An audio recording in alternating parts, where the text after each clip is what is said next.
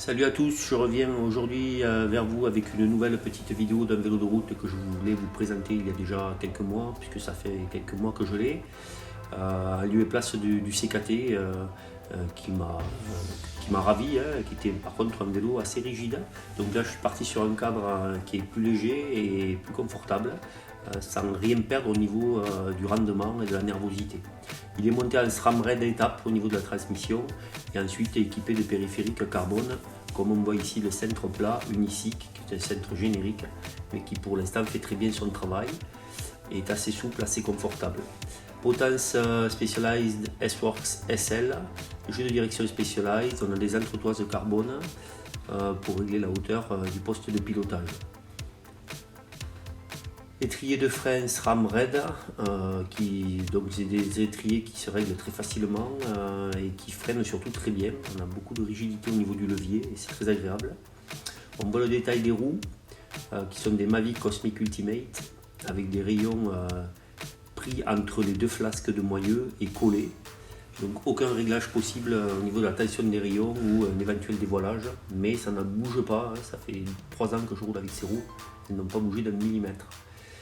Un cadre avec des tubes arrondis, aplatis, des formes très variées, des haubans très fins, une tige de selle ici qui se règle par une petite vis qui est côté gauche sur le tube horizontal, avec une came interne qui permet de déverrouiller la tige de selle et de la régler. Étrier de frein arrière avec cartouche carbone et patins Swiss Stop jaune. On voit le détail du pneu Continental Gatorskin en 25 qui au passage sont des pneus exceptionnels en termes de durabilité. Dérailleur donc avant SRAM Red et le pédalier SRAM Red carbone avec un plateau de 52 pour le grand et 36 dents pour le petit. Donc là je vous montre comment on enlève le petit cache qui prend place qui remplace la batterie quand on n'a pas la batterie montée. Et je mets la petite batterie.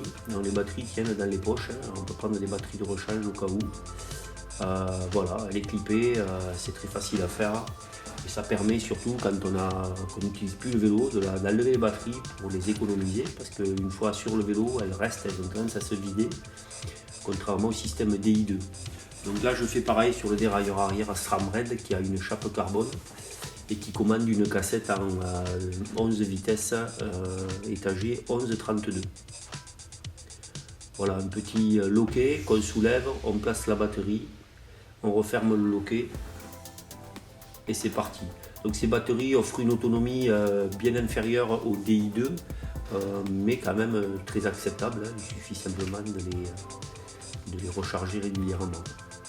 Voilà, les pédales sont des Time e-click entrée de gamme et qui font complètement leur travail. Il n'y a aucun jeu, elles fonctionnent à merveille pour un prix modique. Voilà, donc pour ce vélo qui est en taille 54 comme il est présenté ici, pèse 6,5 kg avec les pédales, donc très léger. Sur mon CKT j'étais à 7,2 kg, donc j'ai gagné du poids et ça se sent au pédalage. C'est un vélo qui est très agréable, qui est très nerveux dans les relances en danseuse, en côte et qui filtre très bien le sol tout en étant capable de rouler. A bientôt à tous et bon vélo.